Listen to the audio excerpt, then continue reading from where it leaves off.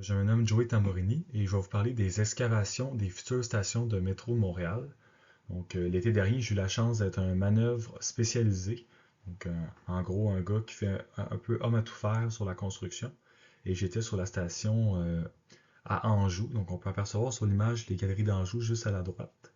Et on peut voir qu'il y a beaucoup d'éléments euh, de construction. Donc, je vais en faire mention sur plusieurs d'entre elles.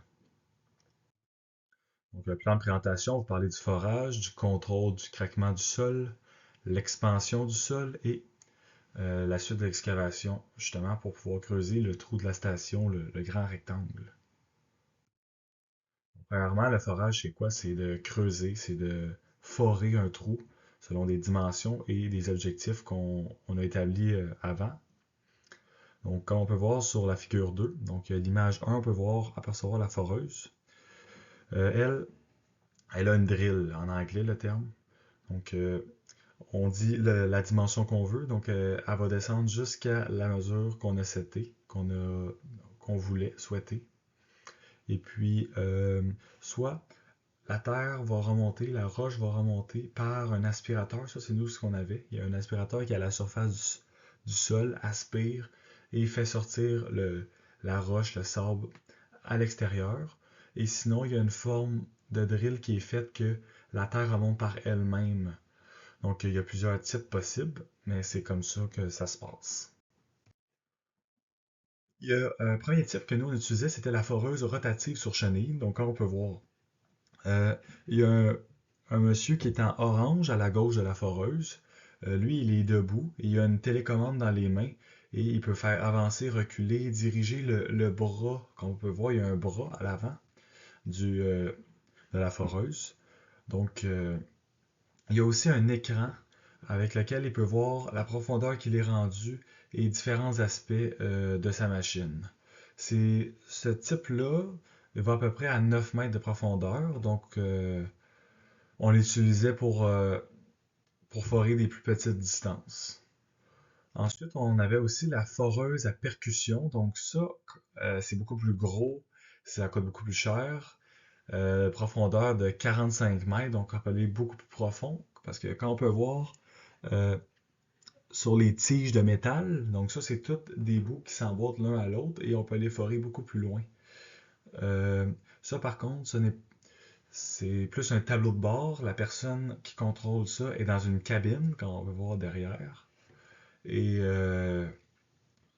c'est beaucoup plus puissant. Et ça, c'était utilisé pour faire le contour. Je vais vous en reparler juste dans les prochaines diapos, mais c'était pour faire le contour, on a besoin d'une plus grande profondeur.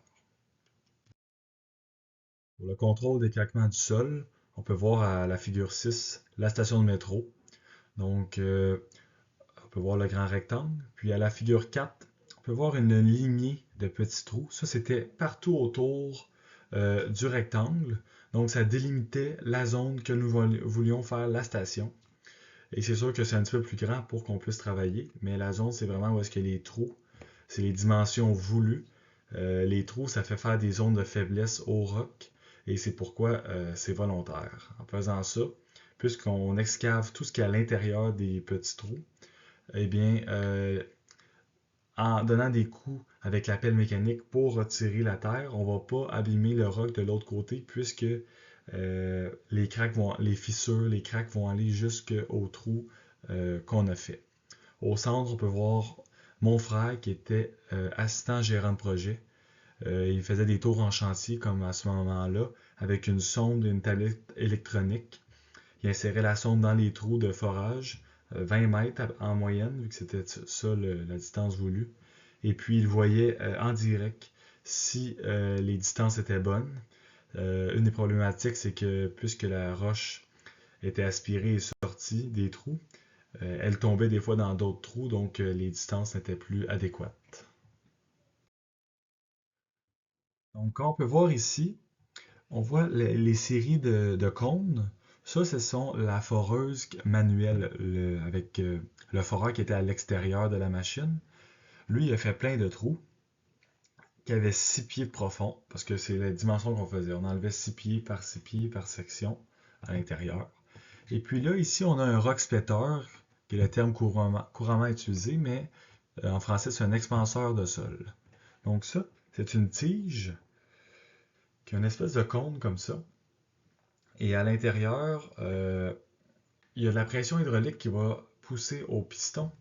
Et puis ça fait que la tige prend de l'expansion dans le cône. Il y a comme une tige, il y a le cône. Et la tige prend de l'expansion comme ça, 6 pieds sous terre, donc tout le trou qui a été fait parce qu'il a été percé avant. Et puis, ça fait craquer le sol dans diverses directions. On va tenter, c'est pour ça qu'il y a des travailleurs à côté. Lorsqu'on le rentre, on va le diriger pour que les craques aillent vers le trou qui est déjà présent, qu'on tente de tous ramasser le roc. Donc, il y aura, ça va être dirigé par le travailleur. Et puis, par exemple, à Montréal, ça n'était pas conseillé de faire du dynamitage pour le bruit, la poussière, la poussière c'est mauvais pour la santé. Le bruit, ben, ça l'aurait perturbé beaucoup les gens à Montréal. Donc, c'est une méthode qui est silencieuse et qui est efficace. Peut-être moins rapide, mais aussi moins coûteuse. Donc, c'est pourquoi on utilisait cette méthode. Donc, si on vous demandez aussi les cônes, on utilise ça pour bien identifier les trous pour ne pas se blesser et pour bien les voir. Donc, le rock-specteur, on l'utilisait dans chaque trou. Et c'est ensuite qu'on va voir qu'est-ce qui se passe par la suite. Donc, c'est l'excavation. On a une pelle mécanique. On peut voir qu'il y en a plusieurs qui travaillent en même temps. Puisque tout ce que je vous explique en ce moment se passe en même temps dans le chantier. Il y a des sections qui font du forage, il y a des sections qui ont des pelles mécaniques et ils vont alterner un après l'autre. À force, lorsque les trous sont faits, le rock splitter passé, c'est très facile d'enlever le roc avec une pelle mécanique, puisque le roc, justement, il ne se tient plus, il est tout brisé, donc c'est très facile. Il y a des bouts à la pelle mécanique, on peut mettre avec des dents ou seulement un crochet, c'est deux techniques qu'on utilisait selon ce qu'on avait comme matériaux, outils. Donc, on va ramasser toute la roche qu'on peut ramasser jusqu'à atteindre le nouveau roc qui est dur. Parce qu'entre les rocs, il peut y avoir de l'argile et d'autres types de roches. Donc, on va enlever tout ce qu'on est capable à la pelle mécanique. On va faire une grosse montagne. Ensuite, comme vous pouvez voir, pour que toutes les machines descendent dans le trou et pour sortir aussi toute la roche, il y a une rampe. Donc, il y a toutes les machines qui descendent, mais il y a aussi des 12 roues. Donc, des gros camions qui viennent. On met le stock, on met tous les matériaux dedans. Eux autres, ils vont domper ça dans des carrières qu'ils veulent renfermer ou dans des sites d'enfouissement où est-ce qu'ils veulent. Donc, c'est ça.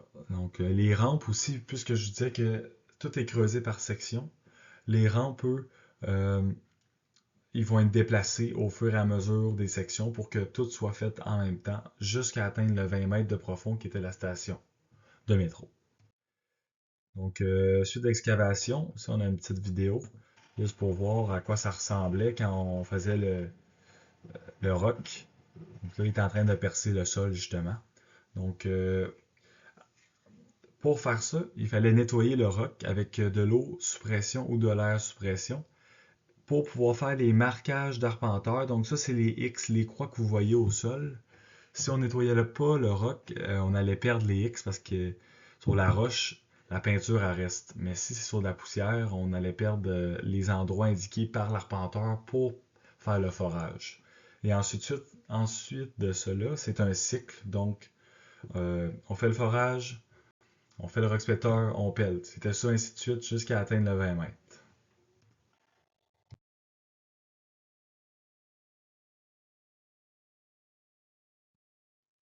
Donc, merci de m'avoir écouté.